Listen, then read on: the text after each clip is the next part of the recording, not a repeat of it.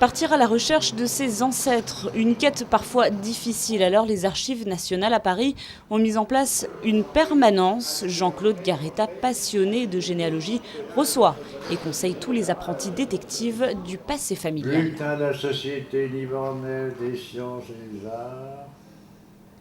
Une généalogie ne doit pas se limiter à un squelette de noms, dates, etc. Il faut essayer de savoir les professions, les endroits où les gens ont vécu, et c'est devenu très étoffé.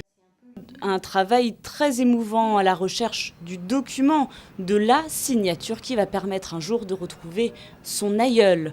Mais c'est aussi une enquête qui demande beaucoup de temps. Alors on peut avoir recours à un généalogiste professionnel, mais ça coûte plus cher.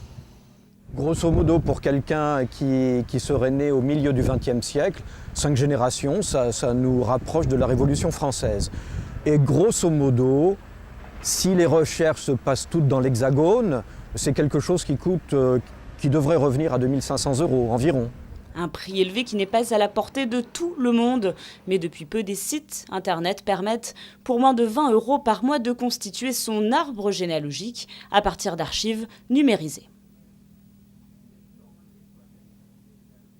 On négocie avec les collectivités territoriales pour effectivement pouvoir exploiter les informations d'état civil du 19e siècle. Et tout ça, ça s'inscrit dans un grand mouvement qui s'appelle l'Open Data, qui est un mouvement mondial de communication et de meilleure diffusion des données publiques.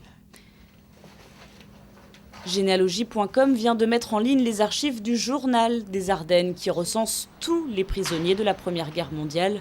Mais le travail de terrain a encore de beaux jours devant lui, car pour l'instant, seuls 3% des archives en France ont été numérisées.